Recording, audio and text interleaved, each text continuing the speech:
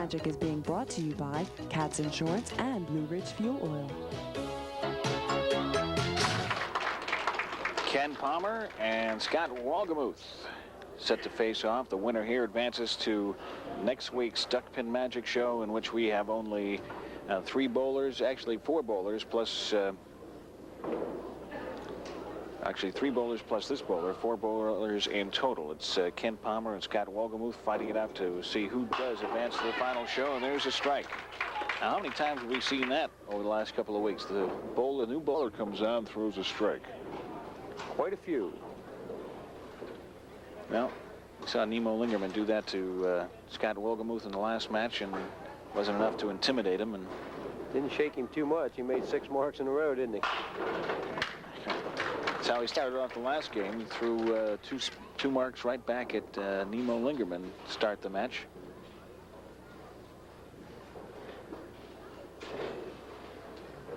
It's made a lot of marks. When you average over 170, like I say, without a double, you have got to make some spares and strikes.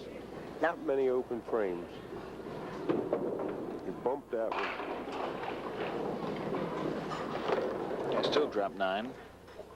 Well, I think with Scott, when you hear the bump, he's not dropping the ball. I think it's just hitting the floor, and it's still in his hand. So it's just a matter he comes on through with it. It might take a little off the ball. Didn't appear to.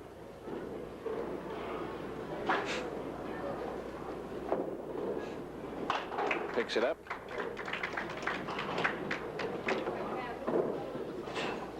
Kenny ready to go as he's... Scott Wolgamouth strikes spare, starts off the match the same way as he did the last match. Kenny Palmer's won 2 DPBA titles. He knows how to win. I tell you, when he gets won the Masters, not the Masters, I don't believe, but he won one of the tours at Greenway East and Hagerstown. Well, he opens with a double. Joe, it seems like as we've gone through this up the ladder climb, the scores have escalated. We started with 140s and 150s. We quickly went to the 199 with Todd Turcotte. Now you've got to average 165 or better to win a match here. And in that last match, it was 174. And Ken Palmer waiting for a ball to be returned.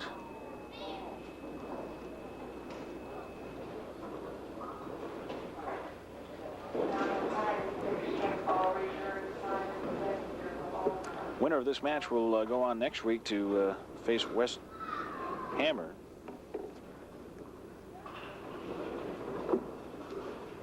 Wes is our number 3 seed. Kind of tough situation in the head-to-head matches like this, Mike. You only have one bowler bowling on a lane, and when he throws a first ball that happens to be his favorite first ball, and he's immediately up again, the machine's really not geared to send it back that quick. It's, you know, you're bowling 4- and 5-man teams, or even 2 bowlers. The pins in the pit will push the ball back, but when a bowler throws a strike, as we watched Kenny do, it just gets wrapped up in the pit with the pins. Ken Palmer? Kenny has what I call a pressure-free type style, that the pressure's not going to bother him because there's nothing fancy about what he does. He's got a nice, easy approach, and he's a big guy, and he's got a nice straight arm swing, comes in from the right-hand corner, as does Scott, shooting the 2-4 for a spare in frame 3. Well, can't start any better than he's done. Throws a double plus a spare in the 3rd. Here's Scott Wolgamouth now.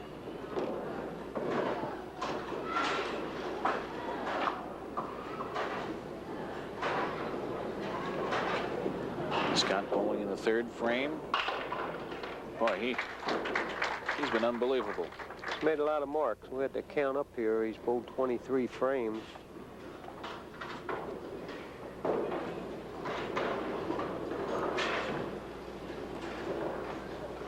At 21 marks.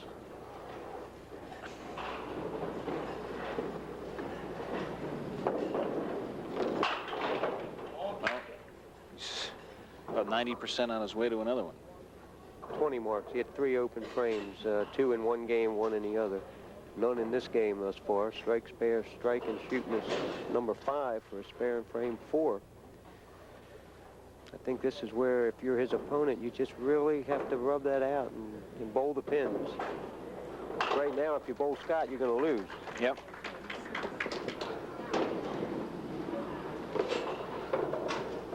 Well, Kenny Palmer's done as much as you can do in the first 3 frames, and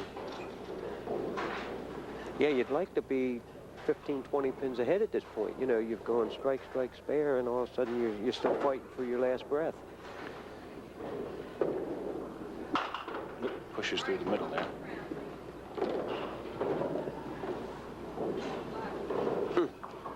Well, the winner does face against Wes Hammer next week. Also Chuck Kramer and Doug Shipley awaiting the winner, and that'll make up our final foursome next week on Duckpin Magic. He will crown a champ and give away, well, $5,000 top prize, but top of the ladder is a heck of a lot more money involved than that. Here's a tough frame. Went through the middle, ripped, 2 off the one side. Just a tough 7 frame. You really didn't do anything wrong. And he's falling behind 2 and a count to Scott Wolgamouth. So a double and a spare, have 1 open, and all of a sudden you're looking back.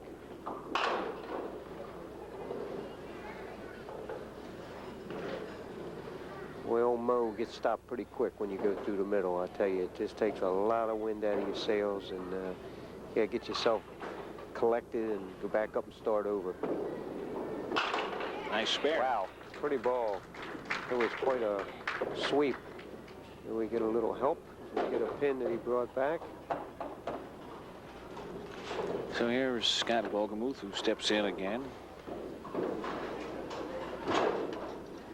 Both of our bowlers in this match have had 2 wins. Both have had a win at Long Meadow in Hagerstown, Maryland. Here's Scott again. Locked in pretty tight on lane 6. You know what's amazing? I mean, we've said that he's made 25 frames, 22 marks, and he's yet to throw a double. A lot of 9s and his share of strikes. I don't think he's been without the strike, but he certainly not going to get one over there, Scott. Left 1, 2, 4, 7, and 10, counting on a strike. Here's a case you're counting on the strike. You don't want to get real careful. You want to bang the front pin. Hope you can make the shot very easily. You really forget the 10s in the corner.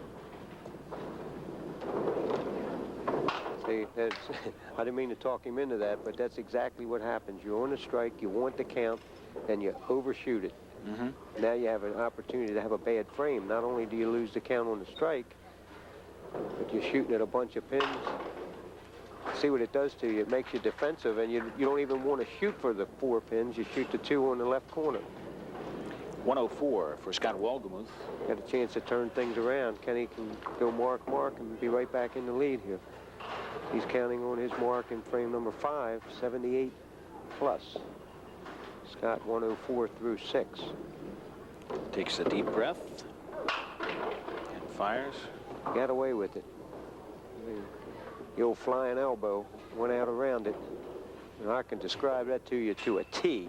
I'm still getting over the whiplash from Saturday, Mike. I had my little girl Allison rub my neck for about 3 games. I just couldn't smooth it out.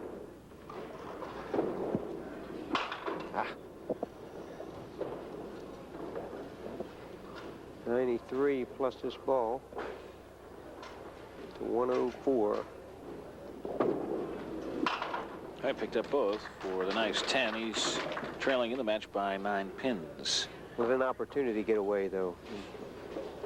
Scott hasn't given the opponents too many of those opportunities. He had 1 open frame in his 170 game against John Schramm. He had 9 marks. Against Nemo, he had 8 marks. So you got to figure he's going to make 8 or 9 marks a game with the clip he's going. Pretty ball for Kenny. Come right back. Kenny Palmer, 1559 was his qualifying score. High single, 232. High 3-game set, 601.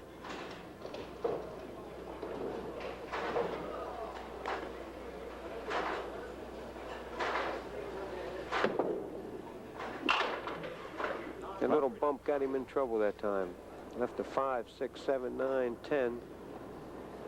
I think that happens sometimes when he gets over to the side a little bit, when he leans right instead of staying back and behind the ball.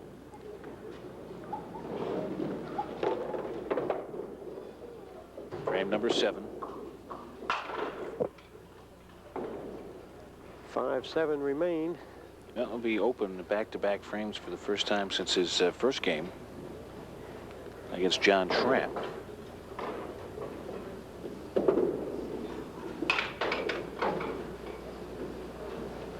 .113.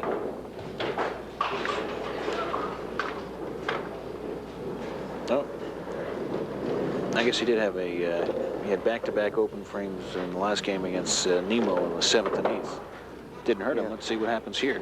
You're right. The only opens he had in either game, they came back-to-back. So he really, I miscounted marks there when I told you. There's and he comes right back with a strike there. Kenny has the opportunity to take the lead. This is going to be a little bit of a seesaw, it looks like, from here out.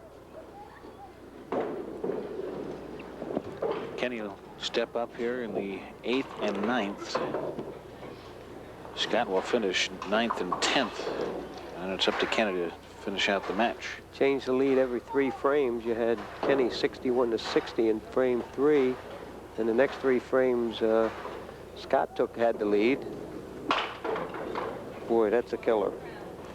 The middle is a killer. You got to work it out, though. If they can get the cluster on the right, 3, 6, 9, 10. The pin's been coming off the wall. It's a very makeable shot. It certainly don't look like it from Kenny's standpoint.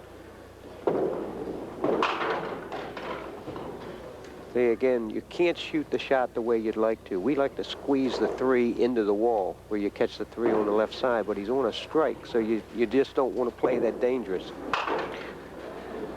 Well, so a rock back again. It really didn't change hands. Kenny stayed 1 behind, 112, 113. In the 8th frame, 120. Scott 123 plus. Well, Kenny Palmer wanted to put himself in this situation in which he would bowl the 9th frame and then sit down and let Scott Wolgamouth finish out the match, and then have to get up and either match it or beat it, whatever the score is that Scott puts up on the board. Let's see what happens here.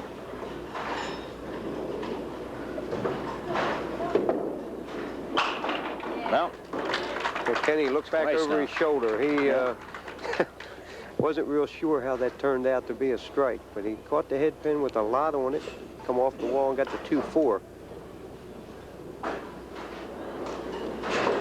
Well, he set himself up with the mark in the 9th, and once again you're going to have Scott finishing, like you mentioned, frames 9 and 10.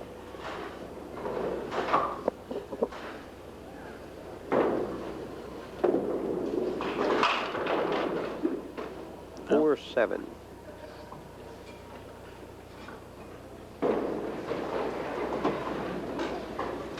You see Kathleen Palmer with the glasses and the dark necklace, very intently watching Scott. Split him. Can't shoot him any better than that, Mike. And he comes back once again after having the open frames. He puts a couple of marks together, heading into the last few frames, and now he's into the 10th on lane 5 here at Fairlanes Middlesex. Well, if he follows pattern, he's had 2 open frames in each of his other games, and they've been in succession. He's had his 2 open frames here, so going to make a mark to get into the 170s, maintain his average, and shoot over 500.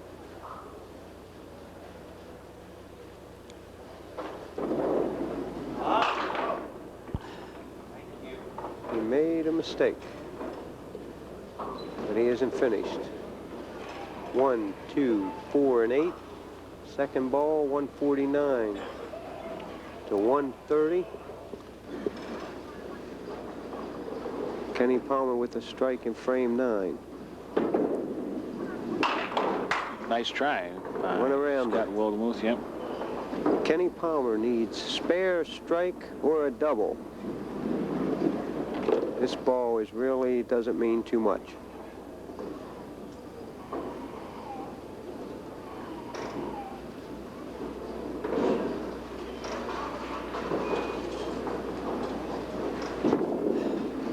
Well, he picked it up. 159.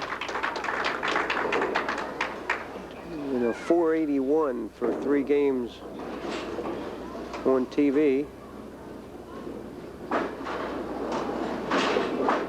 How about 91? Is that right?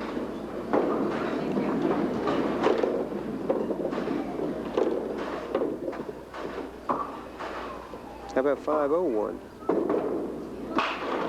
Here's Kenny Palmer in the 10th frame. Drops 9. Well, where we stand is he needs this and a strike to win, this and a 9 count to tie.